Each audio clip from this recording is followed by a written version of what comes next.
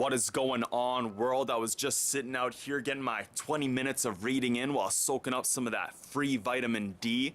And today I'm actually reading the 48 Laws of Power, and I posted up an interesting page from this onto my Instagram. I posted Law 13.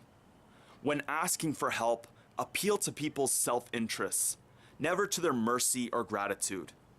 Now, I'm reading this book because I'm not trying to gain power for myself, but I want to know how to arm myself against people out there in the world who are using these power moves to try to take advantage of others or eventually try to take advantage of me.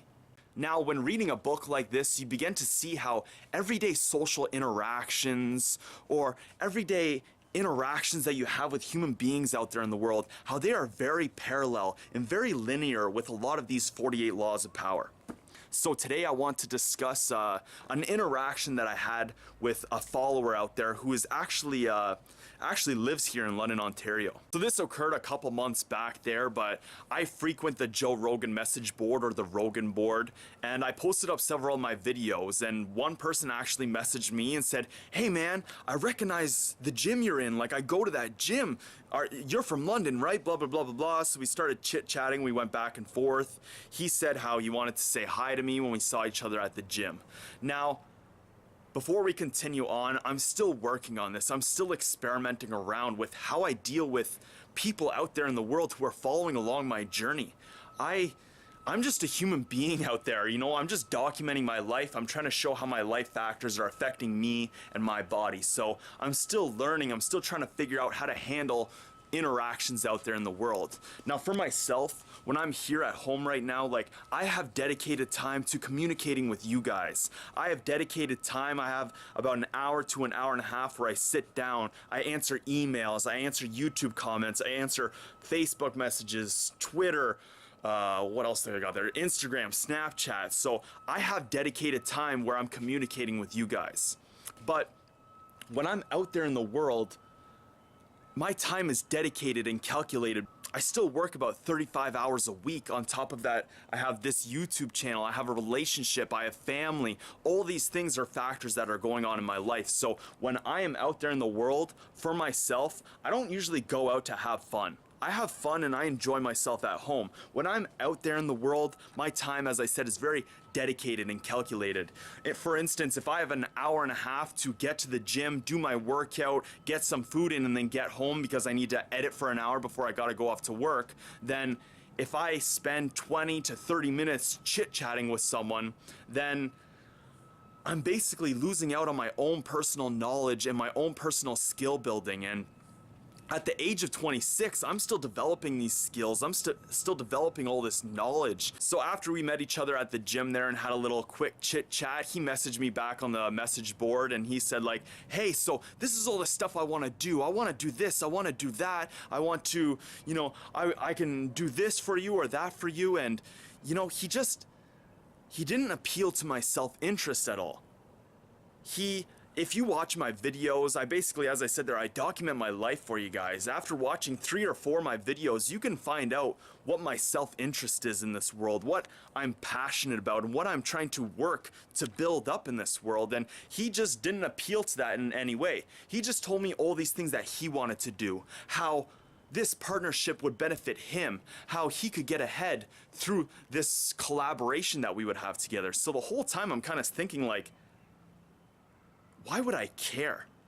Why would I care to help you? Now, this is very egotistical, but these are the things that you have to consider out there in the world when you are dealing with other humans. If you just go up to someone and say, "This is what I can do, this is how it's gonna help me, this is this and that," like, the other person is gonna be like, "Well, how does this benefit me at all?" And again, that's very egotistical, but this is a factor, and this is something that we have to deal with in this world, that if you want to get something from someone, you have to show how you're going to help them in the process. So I didn't want to create an enemy at all. He wasn't, as I said, he wasn't hitting my self-interest. He wasn't showing me how I would benefit out of the situation. So I just kind of said, you know, okay, let me think about it for a week or two and I'll get back to you. After a few days, he sent me a message because he saw me at the gym again and I didn't just run up and talk to him. And he was like, so have you thought about this? And I was kind of like, you know, yeah, I have thought about this a little bit, and I don't think this is something I really want to get into at the moment. I still have a lot of things on my plate. I'm still trying to figure out my journey. And then he just got very spiteful, very rude. He started calling me like a social recluse, a loser, a loner, this and that. And I'm like, wow. I didn't say anything back to him, but I said, wow. Like to myself, I was like, wow. It's a good thing I didn't just hop into a partnership. It's a good thing that I didn't just jump into this collaboration and agreement with you, or else I would be at your whim. I would then be having like to give up my whatever little bits of power to you, because now we're in this partnership. Now we're locked into something that I can't really get out of. So this is one thing I just wanted to show you guys, is that, you know, this 48 laws of power, as I said in another video, where is it? Am I pointing at it? Yeah, I am pointing at it. One thing that I showed in my first crucial tool to power video is that some people consider power moves a relic of the past, that it's asocial, that, you know, trying to garner and gain power for yourself is something that's bad, that it's wrong, it's a social faux pas and you shouldn't do it. And although I agree, and I said, like, I'm not trying to gain power for myself. I don't care to make others feel inferior around me or to feel superior around others. Like, I just don't care for that. That's just me.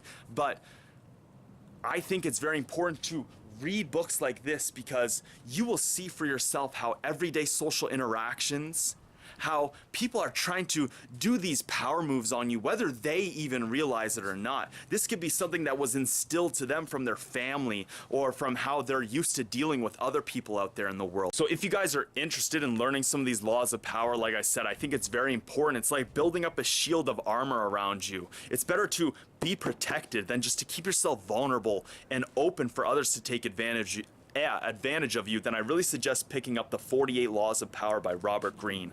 It's an amazing book. It's gonna make you question a lot of the social interactions that you get out there, that you get involved with out there in the world. So thank you guys so much for watching this video. If you like what you saw here, you found it a little informative, make sure you go hit that like button, and of course, leave me a comment. I am the Hungarian Experiment.